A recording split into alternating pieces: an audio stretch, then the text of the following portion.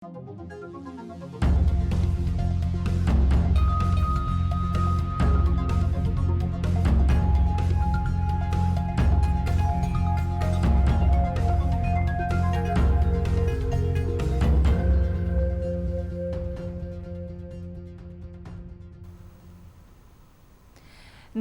यो हो news 24 television prime time न्यूजमा स्वागत छ। नेपालमा कोरोना संक्रमण सरकारको नियन्त्रण बाहिर गइसकेको छ। शहरका प्रत्येक टोलमा कोरोना फैलिएको छ। पर्याप्त सावधानी नअपनाउने हो भने आगामी दिनमा यसले थप संकट निम्त्याउने प्रश्न छ। पहिलो पटक 24 घण्टामा 22 जनाको मृत्यु भएको छ, अर्थात् प्रत्येक घण्टामा 1 जनाले संक्रमणका कारण ज्यान गुमाएका छन्। संक्रमणले नयाँ रेकर्ड कायम गरेको समयमा महान चाड आँगनमा आइसकेको छ।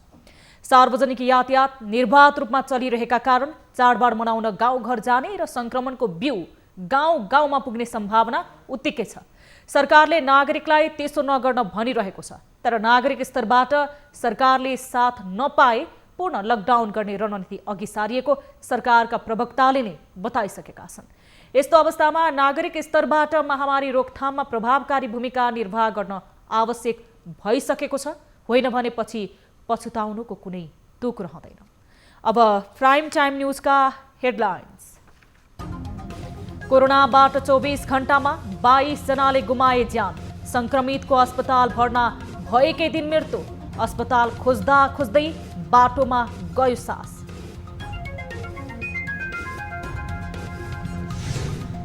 देशभर 2000 बढी कोरोना संक्रमित थपिए। उपत्यकाकै 1416 जना। शिक्षा मन्त्री पोखरेल पनि संक्रमित। इमर्जेन्सी बाहेकका शल्यक्रिया नगर्न सरकारको आग्रह गर्न र यसमा चाहिँ सावधानीका साथ कोरोना नियन्त्रणका लागि अघि सारेको मापदण्ड पालना नभए पूर्ण लकडाउन गर्ने सरकारको सङ्केत। काठमाडौँको व्यवस्थापनमा गम्भीर चुनौती देखिएको भनाइ। 10,50,000 भन्दा बढी मान्छेको ज्यान सामान्य हुँदै गयो।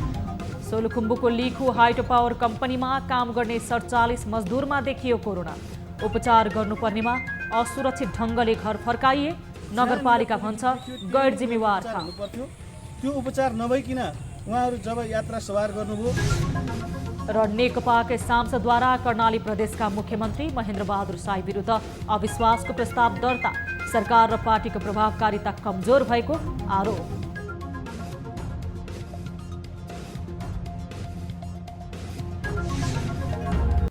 हामी निरन्तर न्यूजमा छौं।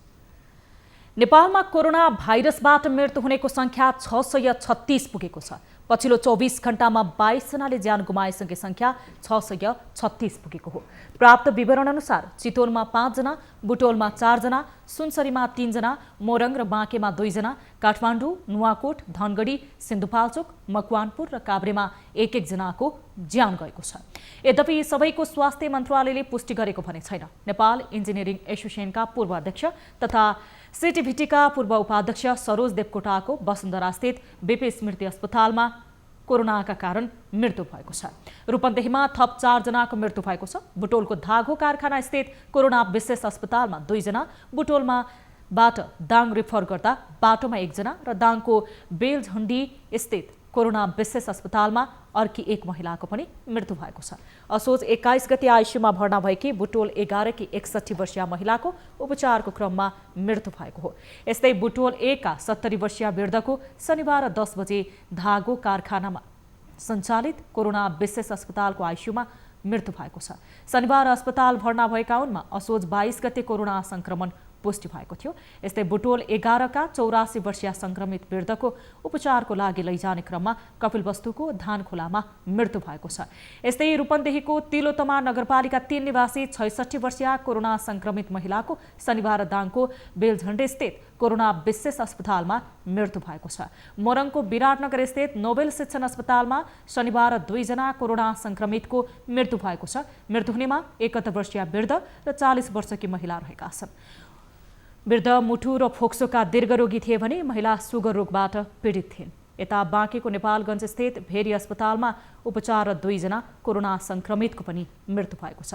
नेपालगञ्ज उपमहानगरपालिका 10 ट्राफिक चोक निवासी 84 वर्षीय वृद्ध र कोहलपुर नगरपालिका वडा नम्बर 8 निवासी 71 वर्षीय वृद्धाको उपचारको क्रममा शनिबार मृत्यु भएको हो। यता बीपी कोइराला स्वास्थ्य विज्ञान प्रतिष्ठान धरानमा उपचाररत धनकुटाकी 65 वर्षीय महिलाको आज बिहान मृत्यु भएको हो।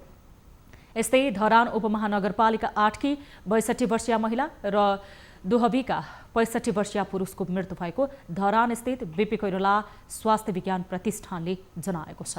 यसैबीच चितवनको भरतपुर अस्पतालमा भरतपुर महानगरपालिका वडा नम्बर 1 का 47 वर्षीय पुरुषको उपचारको क्रममा मृत्यु भएको छ। असोज 23 गते ज्वरो, खोकी र श्वास प्रश्वासको समस्या भई अस्पताल भर्ना भएका उनको सोही दिन कोरोना पुष्टि भएको थियो। यस्तै चितवन मेडिकल कलेज भरतपुरमा उपचाररत भरतपुर महानगरपालिका वडा नम्बर 1 निवासी 75 वर्षीय महिलाको मृत्यु भएको छ। चितवन मेडिकल कलेजमा उपचाररत मकवानपुरको बागमती वडा नम्बर 6 निवासी 85 वर्षीय महिलाको मृत्यु भएको हो। यस्तै सोही अस्पतालमा सर्लाहीको हरिवन 10 का 38 वर्षीय पुरुषको मृत्यु भएको छ। यसैगरी भरतपुर अस्पतालको कोभिड आइसियुमा उपचाररत भरतपुर महानगरपालिका 1 का 47 वर्षीय पुरुषको शनिबार मृत्यु भएको छ। यसैगरी काभ्रेको धुलीखेल अस्पतालमा उपचाररत 1 जना कोरोना संक्रमित पुरुषको मृत्यु भएको छ। धुलीखेल अस्पतालमा 10 दिनदेखि उपचाररत 52 वर्षीय पुरुषको शनिबार मृत्यु भएको हो।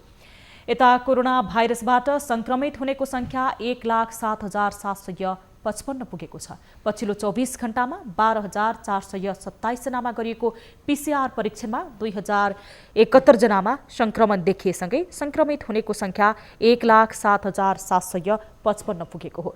मन्त्रालयका अनुसार नेपालमा अहिले 31,315 जना सक्रिय संक्रमित छन्। यस्तै सरकारको तथ्याङ्क अनुसार प्रदेश 1 को उदयपुरमा 12 जना, ओखलढुङ्गामा 1 जना, झापामा 1 जना, मोरङमा 3 जना र सोलुखुम्बुमा 1 जनामा संक्रमण देखिएको छ। यस्तै प्रदेश 2 को धनुषामा 2 जना, पर्सामा 1 जना, बारामा 11 जना, महोत्तरीमा 13 जना, रौतहटमा 4 जना, सप्तरीमा 28 जना, सर्लाहीमा 3 जना र सिराहामा 7 जनामा भाइरस पुष्टि भएको छ। यता बागमती प्रदेशको काठमाडौँमा 1,145 जना, काभ्रेमा 4 जना, चितवनमा 3 जना, दोलखामा 3 जना, धादिङमा 6 जना, नुवाकोटमा 25 जना, मकवानपुरमा 5 जना, रामेछापमा 4 जना, भक्तपुरमा 110 जना, ललितपुरमा 161 जना, सिन्धुपाल्चोकमा 4 जनामा संक्रमण देखिएको छ। यस्तै गण्डकी प्रदेशको कास्कीमा 24 जना, तनहुमा 1 जना, गोर्खामा 20 जना, नवलपरासी पूर्वमा 3 जना, लमजुङमा 9 जना, बागलुङमा 36 जना, स्याङ्जामा 2 जनामा संक्रमण देखिएको छ। यता लुम्बिनी प्रदेशको अर्घखाँचीमा 34 जना, कपिलवस्तुमा 10 जना, गुल्मीमा 4 जना, दाङमा 32 जना, पाल्पामा 2 जना, प्युठानमा 3 जना, बर्दियामा 104 जना, बाँकेमा 20 जना, रूपन्देहीमा 98 जना र रोल्पामा 1 जनामा संक्रमण देखिएको छ। यता कर्णाली प्रदेशको कालीकोटमा 2 जना, जुम्लामा 1 जना, दैलेखमा 9 जना, रुकुम पश्चिममा 9 जना, सल्यानमा 2 जना, सुर्खेतमा 2 जनामा संक्रमण पुष्टि भएको छ। यस्तै सुदूरपश्चिम प्रदेशको अछाममा 1 जना, कञ्चनपुरमा 17 जना, कैलालीमा 36 जना, डोटीमा 10 जना, दार्चुलामा 1 जना र बैतडीमा 2 जनामा संक्रमण देखिएको छ। यता काठमाडौँ उपत्यकामा पछिल्लो 24 घण्टामा थप 1,416 जना संक्रमित फेला परेका छन्। यो सँगै काठमाडौँ उपत्यकामा संक्रमितको कुल संख्या 41,888 पुगेको छ। काठमाडौँमा 33,748 जना, ललितपुरमा 4,758 जना, भक्तपुरमा 3,382 जना संक्रमित थपिएका छन्। यस्तै पछिल्लो 24 घण्टामा देशभर 1,552 जना निको भएर घर फर्किएका छन्। यो सँगै डिस्चार्ज हुनेहरूको कुल संख्या 75,804 पुगेको छ। यसैगरी क्वारेन्टिनमा रहनेको संख्या 4,613 छ। यस्तै होम आइसोलेसनमा रहनेको संख्या 17,666 छ भने संस्थागत आइसोलेसनमा 13,649 जना छन्।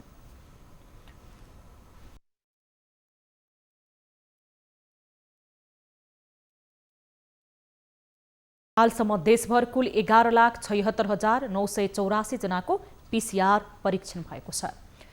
यता शिक्षा मन्त्री गिरिराजमणि पोखरेललाई कोरोना भाइरस कोभिड-19 संक्रमण पुष्टि भएको छ।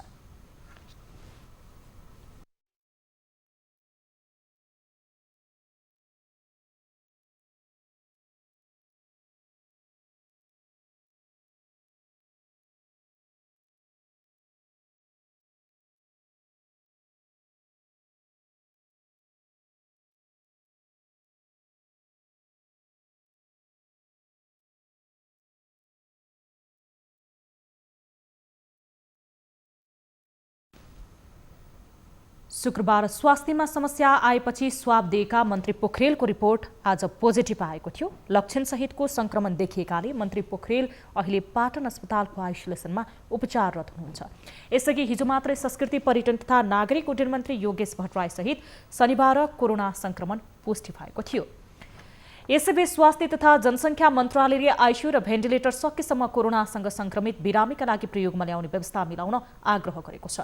आज मन्त्रालयको नियमित प्रेस ब्रिफिङमा स्वास्थ्य मन्त्रालयका प्रवक्ता प्राध्यापक डाक्टर जागेश्वर गौतमले अस्पतालहरूमा कोरोना बिरामीले आइसियु र भेन्टिलेटर नपाउने अवस्था भएको भन्दै इमर्जेन्सी बाहेकका शल्यक्रिया नगर्न अस्पतालसँग अनुरोध गरेको छ। त्यस्तै पछि पनि गर्न मिल्ने शल्यक्रिया सारेर आइसियु र भेन्टिलेटर खाली राख्न अस्पताललाई उहाँले आग्रह गर्नुभएको छ।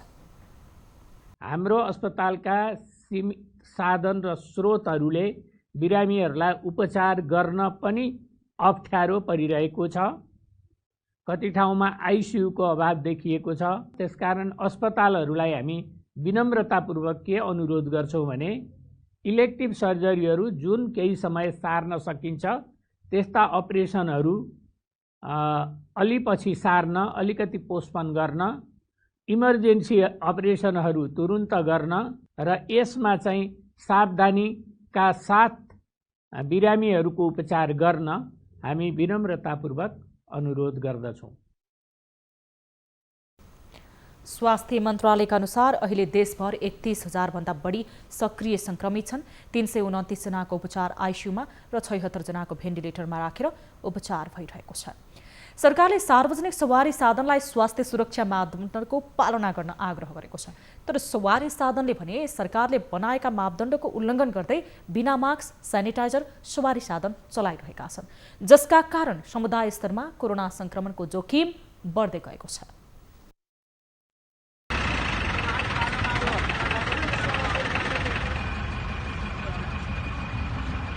कोरोनाको संख्या र संक्रमण दिन दैनन्दिन बढिरहेको छ। दिन दुईगुना र रात चौगुना कोरोना बढिरहँदा सरकारले सार्वजनिक यातायात सुरु गरेसँगै कोरोनाको संख्या बढिरहेको निष्कर्ष निकालिरहेको छ। यता सार्वजनिक सवारी चलाउनेहरूको आफ्नै कुराहरू छन्। सार्वजनिक सवारीमा प्रयोग गर्ने सवारीकर्ताहरूको न त हातमा ग्लभ्स छ, न मुखमा मास्क लगाएको भेटिन्छ भने गाडी चलाउने चालक र सहचालकहरूले न सेनिटाइजर चलाएको देखिन्छ, न कुनै सतर्कता अप्नाएको देखिन्छ। अनि खै मास्क पनि प्रयोग गर्नु भएको रहेछ तपाईँ त, गाडी चालक सहचालक पनि भन्नुहुन्छ। कति बेला लाउनुहुन्छ मास्क? अब हिँड्ने बेलामा, गाडी चलाउने बेलामा। अनि फेस मास्क छ कि छैन? ठुलो खाले फेस मास्क चाहिँ तपाईँको फेस मास्क राखेको छैन, राख्नु भएको छैन। अनि सेनिटाइजर के गर्नुहुन्छ? सेनिटाइजर दल्नुहुन्छ सबैलाई? मजाले। तपाईँ आफू दल्नुहुन्छ कि यात्रुहरूलाई पनि दलाउनुहुन्छ? यात्रुहरूलाई पनि दिन्छ। ढोकैमा चढ्ने बेला यात्रुहरूलाई दिने गर्नु भएको छ? हजुर। भाडा त 50% होइन बढेको, यात्रु अब त्यही छ, अब 21 सिटमा हालिराख्नु भएको छ। अनि मास्क सेनिटाइजरको प्रयोग गर्नु भएको छ कि गर्नु भएको छैन? गाडी मास्क 10 सेनिटाइजर गर्नु भएको छ। सेनिटाइजर तपाईँहरूको अगाडि राख्ने कि यात्रु चढ्ने बेला यात्रुलाई प्रयोग गर्नु? होइन, दिनेछ नि त, हिँडेर नि त गाडी हो। आदरणीय दर्शकवृन्द, लामो समयदेखि बन्द रहेका सार्वजनिक यातायातहरूका पनि आफ्नै पीडा छन्। यत्रो समयसम्म ब्याङ्कको किस्ता तिर्दा तिर्दा हैरानी खेपिरहेका यातायात व्यवसायीहरूले जसरी हुन्छ यात्रु पाए हुन्थ्यो भनेर सोचिरहेका छन् भने यतातिर कोरोनाको कहर पनि बढिरहेको छ। यो बेला स्वास्थ्यका मापदण्ड बनाएको सरकारले अनुगमन नगर्दा कोरोनाको जोखिम उच्च भइरहेको छ भने संक्रमणको संख्या पनि बढिरहेको स्थिति छ। त्यसैले यातायात व्यवसायीहरू र यात्रुहरूलाई समन्वय गरी छिट्टै यस्ता कोरोना संक्रमणको न्यूनीकरणको लागि सरकारले कदम चाल्नुपर्ने देखिन्छ। न्युज 24 टेलिभिजनका लागि रूपन्देहीबाट शिव डुम्रेको रिपोर्ट। सरकारले कोरोना संक्रमण नियन्त्रणका लागि पूर्ण लकडाउन हुन सक्ने तर्फ सबैलाई सचेत गराएको छ। सरकारले कोरोना भाइरस नियन्त्रणका लागि अघि सारेको मापदण्ड कार्यान्वयन नभएको र आग्रहको नागरिक स्तरबाट अवज्ञा भइरहे पूर्ण लकडाउन हुन सक्ने तर्फ सचेत गराएको हो। नागरिकको जीवन रक्षा सरकारको प्राथमिकता भएको उल्लेख गर्दै सरकारका प्रवक्ता एवं परराष्ट्र मन्त्री प्रदीप गेवालीले बारम्बारको अपिलले काम नगरे कडा कदम चाल्नुपर्ने अवस्था आउन सक्ने बताउनु भएको छ। चाडबाडको समयमा नागरिक सचेत भए लकडाउन गर्ने अवस्था नआउने उहाँको भनाइ छ। काठमाडौँको व्यवस्थापनमा गम्भीर चुनौतीहरू पनि देखा परेका छन्। त्यसैले यसलाई कुनै पनि अर्थमा हल्का ढङ्गले नलिनुको निम्ति म यहाँहरू मार्फत सबै आमदारीलाई निवेदनमा आग्रह गर्न चाहन्छु। 10,50,000 भन्दा बढी मान्छेहरूको ज्यान लिने यो रोग सामान्य हुँदै होइन। मन्त्री परिषदका निर्णय सार्वजनिक गर्न आयोजित नियमित पत्रकार सम्मेलनमा मन्त्री केवालीले संक्रमणको अवस्था जटिल बन्न नदिन सचेत भएर सरकारलाई साथ दिन आग्रह गर्नुभएको छ।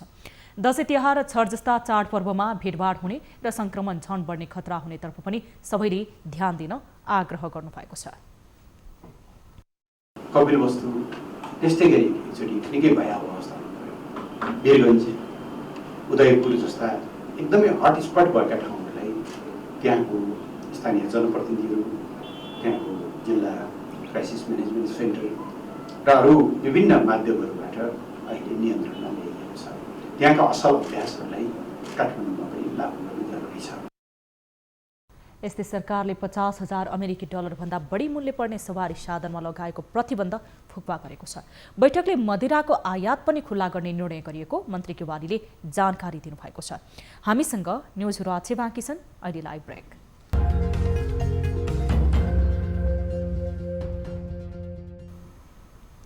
हामी निरन्तर न्युजमा छौँ। सोलुखुम्बुको लिखु हाइड्रो पावर कम्पनीमा काम गर्ने 47 जना मजदुरलाई कोरोना संक्रमण पुष्टि भएको छ। कोरोना संक्रमण पुष्टि भएपछि बर्दियाका मजदुरलाई असुरक्षित ढङ्गले घर फर्काइएको छ। संक्रमण देखिएका मजदुरलाई उपचार गर्नुपर्नेमा घर फर्काउनु हाइड्रो पावरको लापरवाही भएको स्थानीय जनप्रतिनिधिले आरोप लगाएका छन्। एक रिपोर्ट। सोलुखुम्बुको लिखु हाइड्रो पावरका 47 जना बर्दिया स्थायी घर भएका कामदारलाई कोरोना संक्रमण पुष्टि भएको थियो। उनीहरूको कम्पनीमै छँदा कोरोना परीक्षण गरिएको थियो, तर संक्रमण पुष्टि भएपछि क्वारेन्टिनमा राखेर उनीहरूको PCR परीक्षण गर्दा समेत रिपोर्ट पोजिटिभ आएको थियो। बर्दियामा अब प्रशासनले अलि चासो राख्नुपर्छ कि जस्तो मलाई हामीलाई चाहिँ लागिरहेको छ र प्रशासनको अलिकति यहाँ जागरुकता भएन भने अहिले यो बर्दियाभरि अहिले भयावह हुने अवस्था हामीले देखेका छौँ।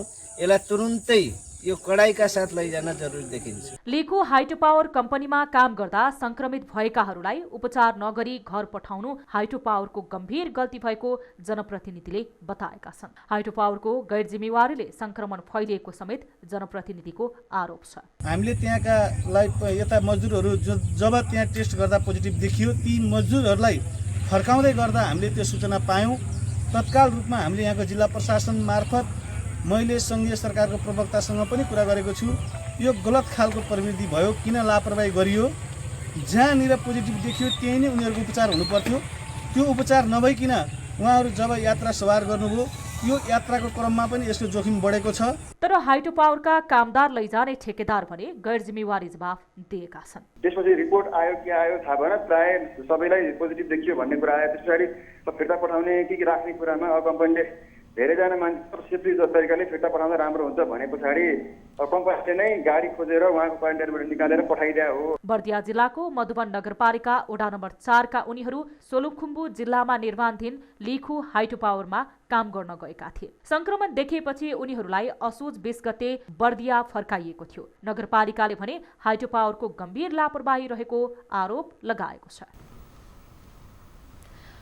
कर्णाली प्रदेशका मुख्यमन्त्री महेन्द्र बहादुर साई विरुद्ध अविश्वासको प्रस्ताव दर्ता भएको छ। आज नेकपाकै सांसदहरूले प्रदेशसभा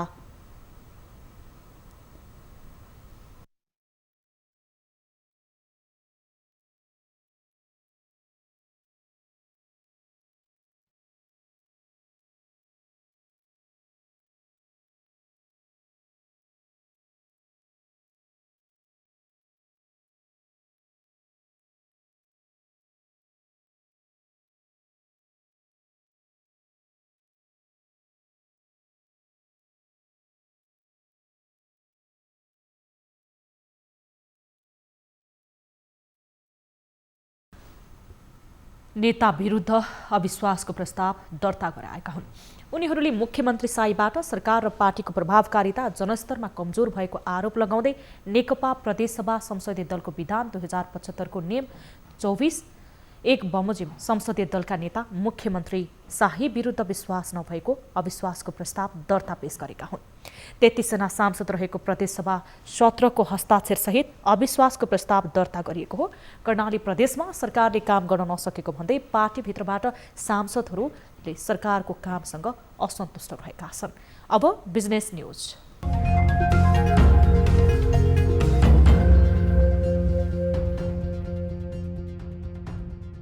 आइतबार शेयर बजारमा दोहोरो अङ्कले गिरावट आएको छ। शेयर बजारमा नेप्से परिसूचक 13.37 अङ्कले घटेर 1576.27 बिन्दुमा रोकिएको छ। आइतबार 193 कम्पनीको 92,81,478 किता शेयर 2,39,54,32,569 रुपैयाँको शेयर किनबेच भएको छ। अधिकांश समूहको उपसूचकमा गिरावट आएको छ। बिहीबार 1580.63 बिन्दुमा बन्द भएको शेयर बजार आइतबार 1594.01 बिन्दुबाट सुरु भएको थियो। गत सातादेखि बढ्दै आएको जलविद्युत कम्पनीको शेयर मूल्य घट्न थालेको छ। लगानीकर्ता ती कम्पनीको शेयरमा नाफा बुक गर्न खोजेपछि खरिद गर्ने भन्दा बिक्री गर्नेहरूको चाप परेको हो। आइतबार जलविद्युत समूहको सूचक करिब 2% घटेको छ। शेयर मूल्य घट्नेमा प्राय सबै जलविद्युतका कम्पनी रहेका छन्। पछिल्लो समय शेयर बजारमा साना लगानीकर्ता भने अन्यलमा रहेको देखिएको छ। होटल समूहको सूचक 2.14, विकास बैंकको 1.01, निर्जीवन बीमाको 1.09, उत्पादनमूलकको 1.55% सूचक घटेको छ। वित्त कम्पनी बाहेक सबै समूहको कारोबार र नेप्सेमा गिरावट आएको छ। शेयर बजारमा अझै पनि अस्वाभाविक कारणले गर्दा लगानीकर्ता अन्यलमा पर्नु परेको अवस्था रहेको विश्लेषकहरू बताउँछन्। आइतबार वित्त कम्पनी बाहेक सबै समूहको नेप्से परिसूचकमा गिरावट आउँदा कारोबार रकम पनि घटेको छ।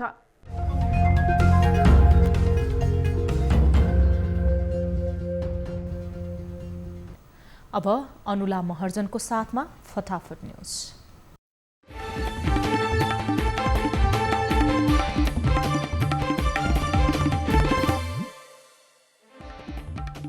सरकारसँग 8 बुँदे सहमतिपछि डाक्टर गोविन्द केसीले तोडे 28औं दिनमा अनसन। सहमति उल्लङ्घन नगर्न कांग्रेसको सरकारलाई आग्रह। नेकपाकै सांसदद्वारा कर्णाली प्रदेशका मुख्यमन्त्री महेन्द्र बहादुर शाही विरुद्ध अविश्वासको प्रस्ताव दर्ता। सरकार र पार्टीको प्रभावकारिता कमजोर भएको आरोप। पछिल्लो 24 घण्टामा थप 2071 जनामा कोरोना संक्रमणको पुष्टि। नेपालमा कुल संक्रमितको संख्या 1,07,755 पुग्यो। काठमाडौँ उपत्यकामा आइतबार 1416 जना नयाँ संक्रमित थपिए। काठमाडौँमा 1145, भक्तपुरमा 110 र ललितपुरमा 161 जनामा संक्रमण पुष्टि। नेपालमा कोरोना संक्रमणका कारण एकै दिन 22 जनाको मृत्यु। कोरोनाका कारण ज्यान गुमाउनेको संख्या 636 पुग्यो। भारतमा नियमित उडान खोल्न सीसीएमसीलाई पर्यटन मन्त्रालयको सुझाव। रिपोर्ट नेगेटिभ आएकालाई मात्र उडानमा अनुमति दिँदा खासै संक्रमण नफैलिने भनाई। राष्ट्रिय प्रजातन्त्र पार्टी राप्रपाद्वारा केन्द्रीय समिति विस्तार। 400 जना केन्द्रीय सदस्य थपेर केन्द्रीय समिति 727 सदस्य बनाइयो। कोरोना संक्रमणबाट भरतपुर महानगरपालिका 20 का वडा अध्यक्ष 69 वर्षीय मणिलाल तामाङको निधन। शोकमा महानगरपालिका एक दिन बन्द। बलात्कारीलाई कडा सजायको माग गर्दै आइतबार पनि काठमाडौँको माइती घरमा प्रदर्शन। महिला राष्ट्रपति किन मौन, छोरी चेली भएकै कारण कहिलेसम्म मरौँ लेखिएका प्लेकार्ड सहित प्रदर्शन। शिक्षा विज्ञान तथा प्रविधि मन्त्री गिरिराज मणि पोखरेललाई पनि कोरोना संक्रमण पुष्टि। मन्त्री पोखरेलको सचिवालयद्वारा पोखरेलको सम्पर्कमा रहेकालाई सुरक्षित रहन आग्रह। 20 वर्षीय युवतीलाई भारतको मुम्बईमा पुर्याएर बेच्ने एक व्यक्ति पक्राउ। मेलम्ची नगरपालिका वडा नम्बर 6 का 52 वर्षीय टाउटाउ तामाङ प्रहरी नियन्त्रणमा। नापी कार्यालयका प्रमुख सहित अन्य कर्मचारीमा कोरोना संक्रमणको लक्षण देखिएपछि नापी कार्यालय धनुषा बन्द। कार्यालयबाट प्रवाह हुने सम्पूर्ण सेवा 26 गतेसम्मका लागि बन्द गरिने। गुल्मीको गौशाला क्षेत्रबाट 2वटा मोटरसाइकल सहित विस्फोटक पदार्थ बरामद। विशेष सूचनाको आधारमा विस्फोटक पदार्थ बरामद गरिएको प्रहरीको भनाई। काठमाडौँको ठम्बेलमा ड्युटीमा रहेका प्रहरीलाई घुस दिन खोजेको अभियोगमा एकजना पक्राउ। 12 कलैया घर भई हाल ललितपुर बस्ने 35 वर्षीय ब्रिजकिशोर शाह प्रहरी नियन्त्रणमा।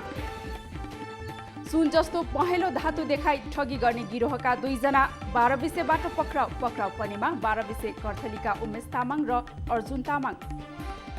आज सुन र चाँदी दुवैको मूल्यमा वृद्धि। सुन प्रति तोला 800 रुपैयाँले बढेर 95,600 रुपैयाँमा कारोबार। चाँदी भने 40 रुपैयाँले बढेर 1235 रुपैयाँ कायम। आइतबार शेयर बजारमा दोहोरो अङ्कले गिरावट। नेप्से सूचक 13.37 अङ्कले घटेर 1576.27 अङ्कमा रोकियो। UEFA नेसन्स लिग फुटबलमा आज पोर्चुगल र फ्रान्स भिड्दै। फ्रान्सलाई हराएर पोर्चुगल लगातार तेस्रो जित निकाल्ने लक्ष्यमा। आगामी कार्तिक 22 र 23 मा काठमाडौँ अन्तर्राष्ट्रिय भर्चुअल टेक्वान्डो पुम्से च्याम्पियनसिप आयोजना हुने। विभिन्न 4वटा डोजाङको संयुक्त आयोजनामा च्याम्पियनसिपको तयारी गरिँदै। अमेरिकी राष्ट्रपति डोनाल्ड ट्रम्पले गरे प्रतिस्पर्धी जो बाइडेन र डेमोक्रेटिक पार्टीको आलोचना। डेमोक्रेटिक पार्टीको कार्यक्रम समाजवाद भन्दा पनि कम्युनिस्ट सरह रहेको आरोप। थाइल्यान्डमा एउटा बस रेलसँग ठोकिँदा 17 जनाको मृत्यु, दर्जनौं घाइते भएको सरकारी अधिकारीहरूद्वारा जानकारी। जनसङ्ख्या भन्दा बढी कोरोना परीक्षण गर्ने पहिलो देश बन्यो UAE। 96,31,000 जनसङ्ख्या रहेकोमा हालसम्म 1,03,20,000 भन्दा बढी कोरोना परीक्षण। अमेरिकाको डेनभरमा 2 समूहबीच प्रदर्शनका क्रममा झडप, गोली चल्दा 1 जनाको मृत्यु। र उत्तर कोरियाले सार्वजनिक गर्यो शक्तिशाली क्षेप्यास्त्र। ICBM नामको क्षेप्यास्त्रले अमेरिकासम्म मार हान्न सक्ने।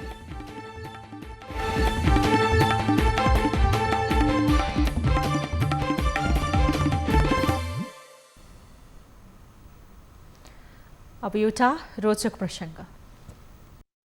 हजारौं फिट माथि उडिरहेको विमानमा एक डाक्टरले महिलाको सुत्केरी गराएकी छन्। केही दिन अघि दिल्लीबाट बेंगलुरु गइरहेको विमानमा डाक्टर शैलजा वल्लभनेनीले एक महिलालाई सुत्केरी गराएकी हुन्। सुत्केरी गराउने समयमा विमानमा कैँची, सेनिटाइजर र पट्टी मात्र उपलब्ध थियो र आकाशमा जन्मिएको भारतको सम्भवतः यो पहिलो बच्चा भएको बताइएको छ।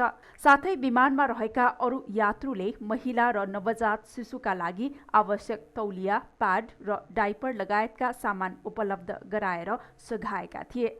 बेंगलुरु स्थित क्लाउड9 अस्पतालमा भ्रूण चिकित्सा विशेषज्ञ रहेकी डाक्टर शैलजाले आफूले त्यसरी सुत्केरी गराउन सके भनेर अहिले पनि विश्वास नलागेको बताएकी छन्। विमानबाट ओर्लिएपछि सुत्केरी र शिशुलाई तत्काल अस्पताल पुर्याइएको थियो। अहिले आमा र बच्चा दुवैको स्वास्थ्य अवस्था राम्रो भएको उपचारमा संलग्न चिकित्सकहरूले बताएका छन्। प्राइम टाइम न्यूज सक्नु अघि अहिलेसम्मका हेडलाइन्स पुनः एकपटक। कोरोनाबाट 24 घण्टामा 22 जनाले गुमाए ज्यान। संक्रमितको अस्पताल भर्ना भएकै दिन मृत्यु। अस्पताल खोज्दा खोज्दै बाटोमै गयो सास।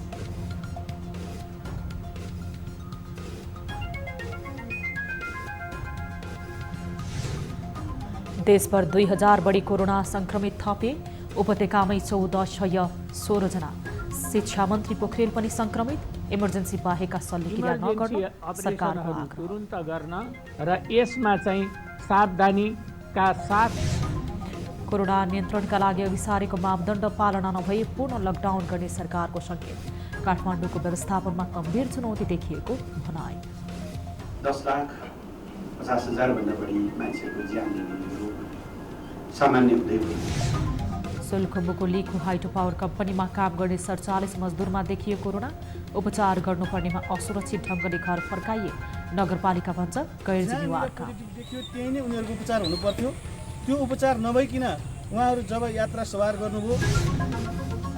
र नेकपाकै सांसदद्वारा कर्णाली प्रदेशका मुख्यमन्त्री महेन्द्र बहादुर साई विरुद्ध अविश्वासको प्रस्ताव दर्ता। सरकार र पार्टीको प्रभावकारिता कमजोर भएको आरोप।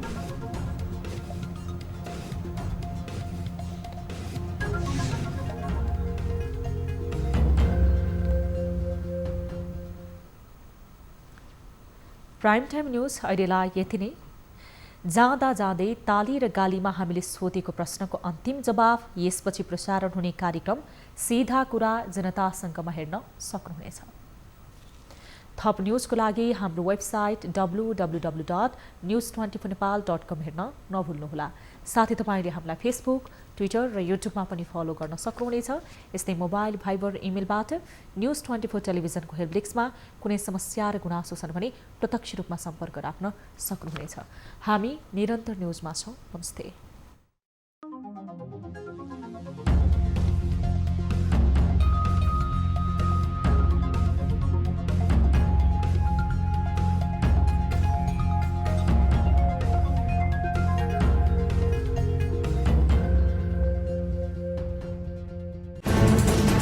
कोरोनाले सृजना गरेको सङ्कटमा पल पलका न्युज अपडेट र हर क्षेत्रको कभरेजका लागि न्युज 24 नेपाल युट्युब च्यानललाई सब्स्क्राइब गर्नुहोला।